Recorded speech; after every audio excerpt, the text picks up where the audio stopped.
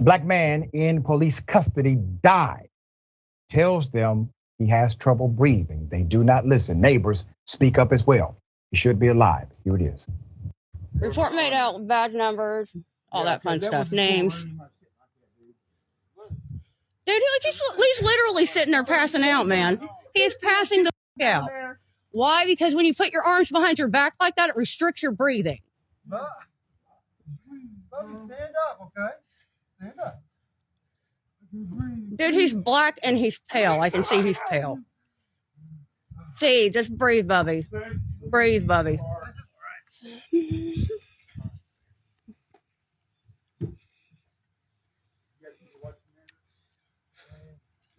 he going to receive any kind of medical treatment?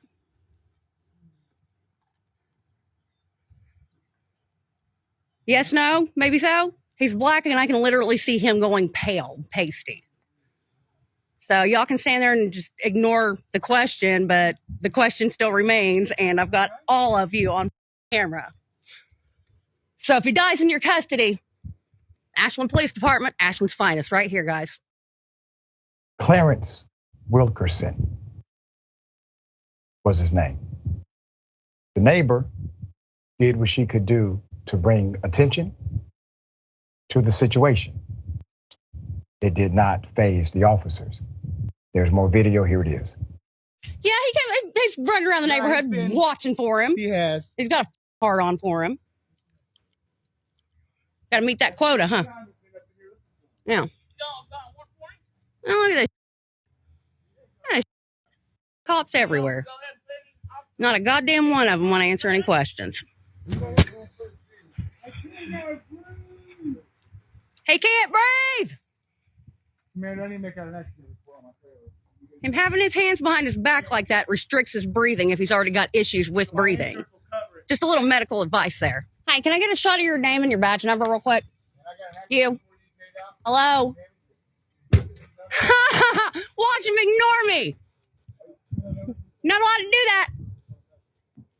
Can I get your badge number, please? 1265. What's your name? Name? Name. Name?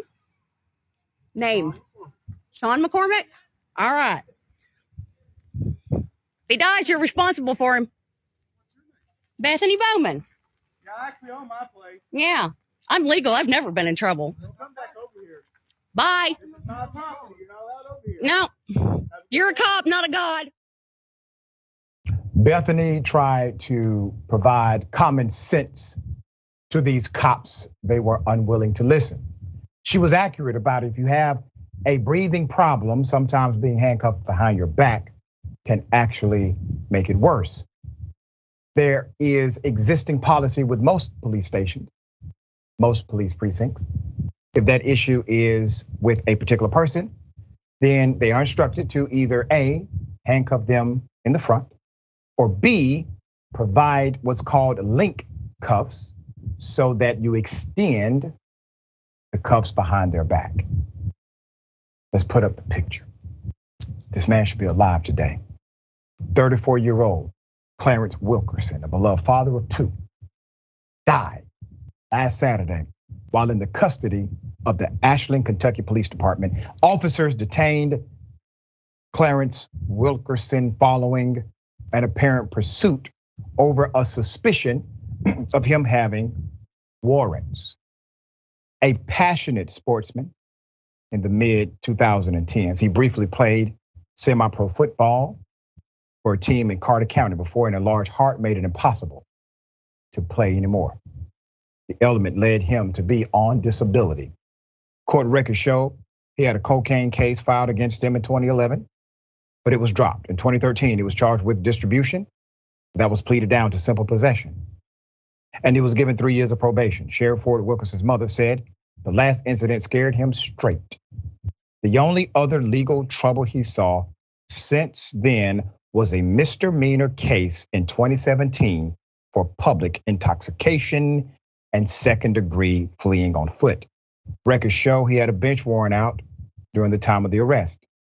Civil rights attorney Ben Crump, who will represent the family, said officers did not do enough to avoid this very preventable loss. Crump is calling for cooperation and transparency from the Ashland PD as Kentucky State Police conduct their own investigation. KSP Post 14 Trooper Shane Goodall said Wilkerson started to complain about an unspecified medical issue once he was in handcuffs. He later died of this ailment at King's Daughters Medical Center. KSP also announced Monday that prelim results of the autopsy showed no trauma, saying Wilkerson's death could possibly be related to pre-existing medical conditions. Bethany Bowman, the woman who filmed the arrest, said she and Wilkerson lived near each other and that he's been harassed by Ashland police before. She said Mr. Wilkerson had stopped by her trailer minutes before he was detained by the police and began fleeing. From the time he ran until he returned to the police cruiser, Bowman estimated 5 minutes elapsed. She said by the time officers returned with Wilkerson to the trailer, he needed to sit down.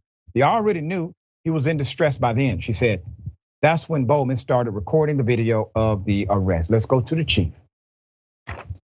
You're looking at Ashland PD Chief W. Todd Kelly. Buck stops with him.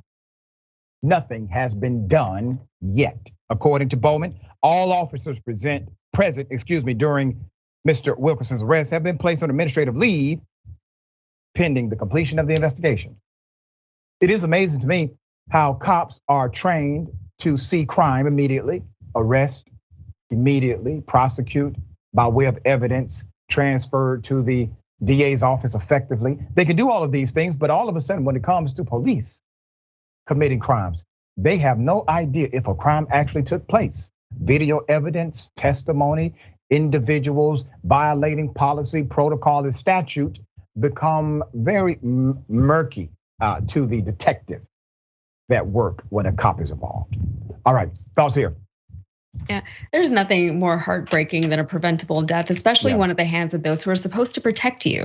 This is a horrible story, and you have to wonder how many people and systems failed for this to happen, for these cops to think that it was appropriate for them to act this way, especially while being recorded by a citizen. And without getting too conspiratorial, you also have to wonder how often this or similar incidents happen that we don't hear about, that maybe get covered up. Now, I don't know if this is a matter of leadership or maybe it's a matter of hiring the wrong people to fill roles within the criminal justice system, but whatever the reason or reasons for how and why this happened, something needs to be done about it. I'm not confident that enough will be done, but these are institutional, not individual failings. That's right.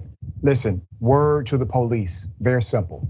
Treat unarmed black men when you arrest them the same way you treat white mass shooters.